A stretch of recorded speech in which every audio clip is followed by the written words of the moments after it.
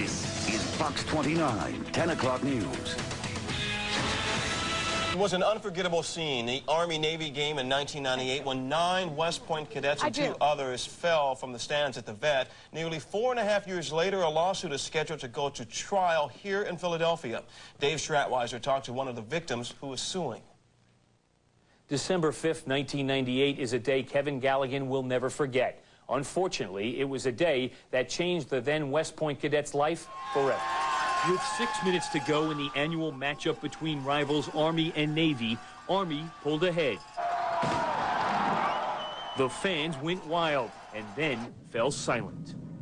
The unthinkable happened. I was in the front row, right against the railing, and basically the camera came by, and everybody kind of surged to get to the camera, and then all of a sudden it broke, and we all fell. I landed head first, right here, and basically through my hands, but I only remember the falling. Twitching on the ground, like he'd gone into convulsions or something like that, and he was hurting pretty bad. Well, I stepped back sort of to let the cadets have their moment, and that's when everyone just plummeted in front of me. I remember looking over the edge and seeing Kevin convulsing violently. I absolutely think it was a miracle that I didn't fall. In fact, a medical friend of mine said to me, "Marilyn, if you had fallen, you'd most likely be dead."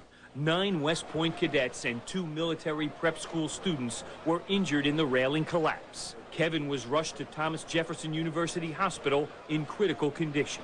The main injury was a broken neck, compressed C5 fracture. My first impulse was asking, is he going to be paralyzed? I got to see him very briefly where he gave me his class ring to take care of, and then from then on, I knew nothing. Once Kevin was stabilized, he was transported back to a hospital at West Point. He managed to get back to class and graduate on time. It was a miraculous recovery. I mean, I only had to wear a neck brace for 3 months, and, you know,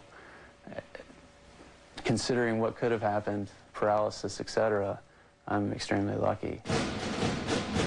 Like any good military man, Kevin had a master plan. Graduate from West Point, attend infantry officer training and ranger school. But as time marched on, Kevin's injury took its toll on his dream of a military career and following in his late father's footsteps. I had things where I'd, you know, forget a lot, get very dizzy. My right hand would go numb a lot. I went to the orthopedic surgeon prior to ranger school, and he couldn't believe I was in the Army. You know, he said my neck was not strong enough to be in the Army. And a short time later, Kevin received the devastating news. If I can't fight in combat, I really can't be in the Army, is basically what they told me. He was given an honorable medical discharge. Growing up as a little boy, you know, my father was in the military, so I always wanted to be a military guy, to be in the Army. I'm not a quitter, and that's why it was so hard for me to leave the military, because I did enjoy it. There certainly were tough times, particularly when he was finding out that he wouldn't be able to stay in the Army. Emotionally, I think that was very tough for him. The war in Iraq has been especially tough. A lot of times I feel like,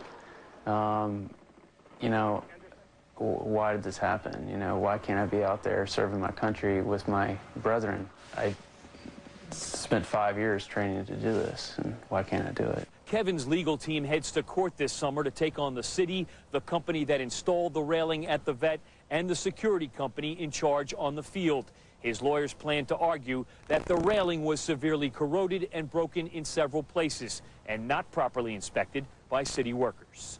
They will also argue the security company allowed a television cameraman too close to the cadets, who pushed their way to the front of the railing so they could be on national television. Marilyn and I are both religious, and we think that, you know, this is, for some reason, God had a plan for us. Kevin says his family, friends, and Mary Lynn are what got him through this ordeal. He's now an investment banker in New York with hopes of going to graduate school. Kevin says once in a while he still gets dizzy spells and aches in his neck, but he's working 12 to 14-hour days trying to keep up with his work and compensate for an injury that changed his life. Dave Stratweiser, Fox News.